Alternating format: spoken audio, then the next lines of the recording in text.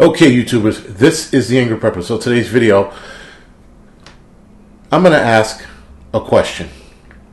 Will you help if a person needs help? Now, this question has come up before. We have spoken about it in, I guess, different videos. But this video, we're going to focus mainly on, will you help somebody that needs your help? If I needed help, would you help? Right?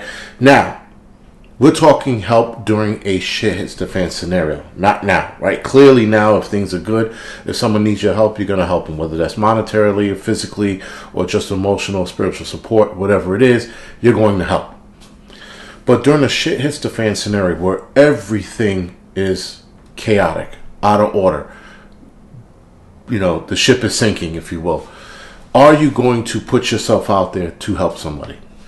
Now, we're going to start from the top to the bottom of help, if you will. And the top is the more aggressive kind of help, where somebody's in the street or in your neighborhood or in the woods where you live, and you hear somebody screaming for help.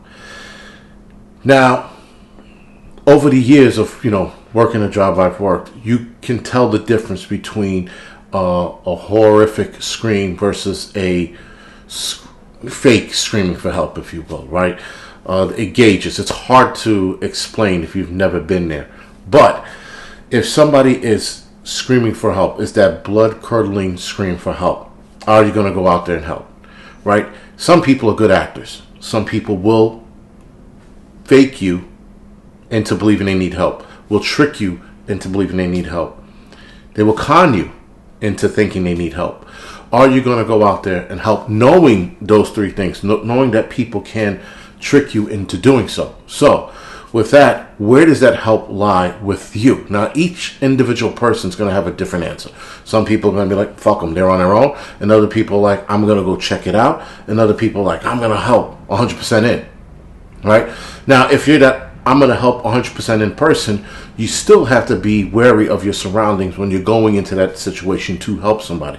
You can't just run in there and go, oh shit, it's a trap. You got to run in there, and as you're running towards it, you got to start surveillancing the area around it to make sure it's not a trap. Where's that body positioned? How's that person standing? Are they slumped over? Is there blood? Is there shell casings around? Is there broken glass? All of these different things come into play when you're rushing in to help somebody so that you don't fall into a trap. But there are some people who are just so gung-ho about helping, and that's a good thing, and it could also be a bad thing, but they're so gung-ho about helping, they're going to run in blindly, and they're going to be taken for a ride. Now, if you're very observant while you're running in, you can calculate a couple things, and some of those things, when they calculate and they don't compute, you'll stop and be like, what the fuck? This doesn't make sense. Then you back out slowly. Now, if you're running in to help, I wouldn't run dead center to the person. I'd run off to the side towards them so I have an avenue out in case it is a trap, right? Now, obviously, if it's something bad where you see somebody bleeding from the body, then you could almost account that it's not a trap, but it also depends on where they're bleeding from. Most people that set traps are not going to harm themselves, but they will harm somebody else to do so, right? So that other person could be the trap, if you will. But other people, like, for example, in the book of Eli, when he heard that girl screaming for help, he had already knew it was a trap because she was center road. He recognized her tempo, if you will, of screaming for help. He recognized how she sounded, and he knew it was a trap, right? So, and then you had that scene, I guess a couple scenes before that, where you had two people who were being attacked by the bikers, the road guys on the bikes, and he wanted to help, but he knew that was real because he can hear the terrifying scream for help, or the terrifying language that was going on between the people being attacked and the guys that were attacking them, right? So with that, he was able to pick up on their speech pattern and their the intensity of how they were screaming for help, or how they were in trouble, rather. Sorry. So, again, will you help somebody that needs the help if they're screaming in the street for that help? You're going to surveillance it? And here's the kicker, guys. Here's the rough part. If they do need your help, and it wasn't a trap, but you sat there and you took your time because you thought it was a trap, can you live with yourself with that person dying? That's another question to ask yourself. Now, with helping people, guys, it depends on how you help them, right? The next step down is helping people with food and water, right? So obviously people know you're a prepper and they're coming to your house and they're asking all these questions. Are you going to put yourself and your family's lives at risk by diminishing your food supply, right? Are you going to put them at risk security-wise, letting strange people in your home, right? Now, a lot of you are going to say no, because during the shit hits the fan scenario, all bets are off. You probably wouldn't be able to trust your neighbor that you knew for 20-something years, right? So are you going to expose your family to a downfall if you lend out too much food, which you should be able to calculate? I can't see people blindly giving food away to a point they fuck their family, but stranger things have happened. Now, also, are you going to sacrifice the security of your family to help strangers by letting them into your home because they need that help? Because you just watched a woman get the shit kicked out of her and she got beaten pretty bad. You let her in your home and a couple weeks go by and then she stabs you guys in the back. Either she steals your food or she starts working her way inside by offing people or tying people up or whatever it is to get your household. But now, is the plan to get the household for herself or to let somebody else in, right? So there was a movie called Tooth and Nail, and that was pretty much the storyline of the movie. Is where the girl was in, they gained the trust, and then she started stabbing people in the back and letting the rogue group in to take over, right? There is that. So now, because she sacrificed her body to get beat up, and you believed her because she has wounds all over the place, she has broken ribs, both her eyes are closed, her lips are fucking, they look like fish lips. You're like, what the hell's going on here? She's really beaten up. Meanwhile, she took that beating just to trick you guys to get her in so that she can take you out from the inside. People are willing to go the distance to do that, but again, they won't shoot themselves. At least I don't think they will. I don't think they'll shoot themselves and or stab themselves to that point. But taking a beating, I could see some people doing. So, again, questions to ask. If you see that, are you going to help? Now, by helping other people, guys, you are exposing your preps, your plan, and your position, right? You let somebody in, now they know, especially if they were wounded or hurt for a long time, they know everything about your operations on the inside. Therefore, it can be used against you, right? So you have to calculate that as well if you're going to help people. Now, could you do what other movies have done? We've seen it only in movies, where you take somebody in, but you lock them in a room so they don't see the operations, what's going on. At some point, you got to let them out of that room, and at some point, you have to gain their trust, or they have to gain your trust. And even then, you still have to be wary of them the entire time they're roaming around your place, right? So again, will you open yourself and expose your family and your friends and yourself to helping somebody? Now, me, I would take the chance because I'm stupid like that, but I know a lot of you wouldn't. But it also depends on what's at stake, right? How much is at stake?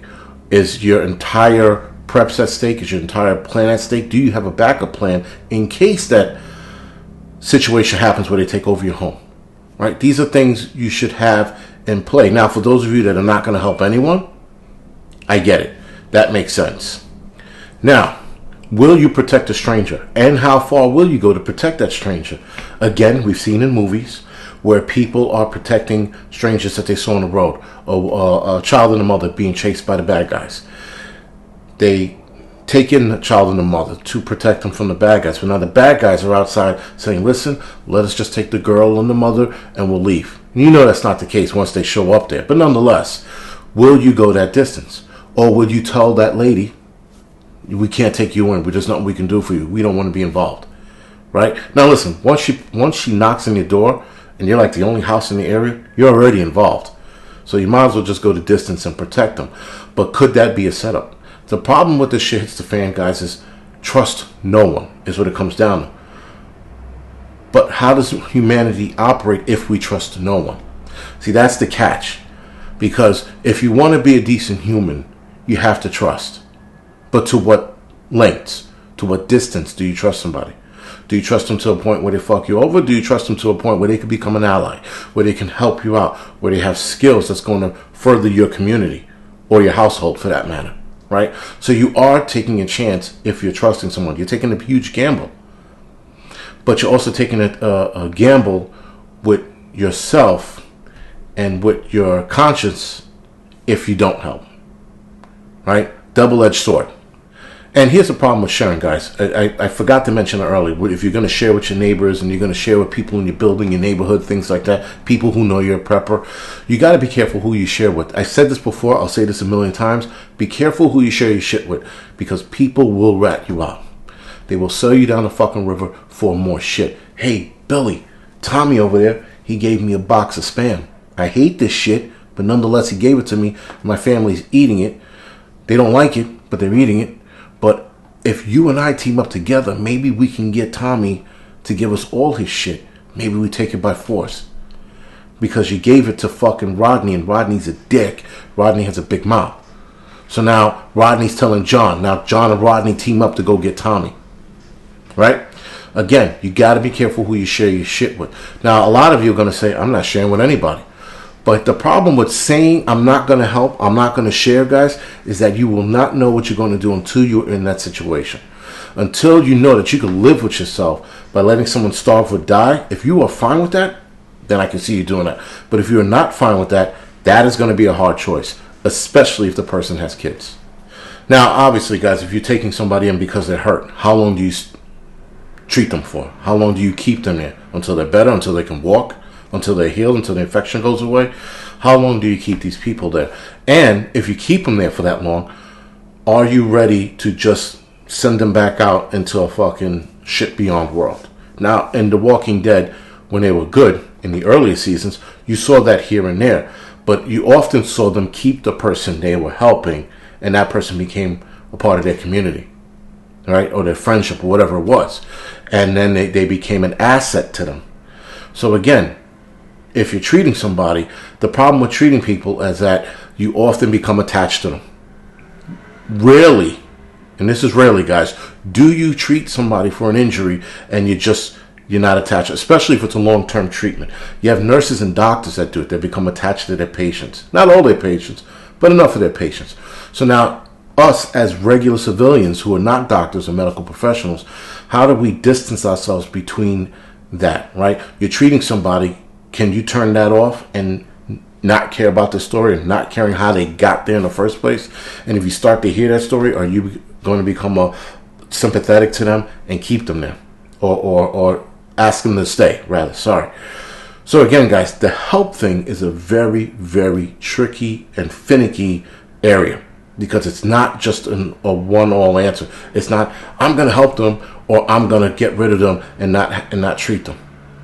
Right? The human race has gotten this far because we've helped people over the centuries of being humans. So do we turn that off because of a shit hits the fan scenario? Or do we actually help these people that need help and take a chance? It's like a leap of faith, right? With helping certain people, guys, is a leap of faith. Now, there are some people you just know is shady as shit.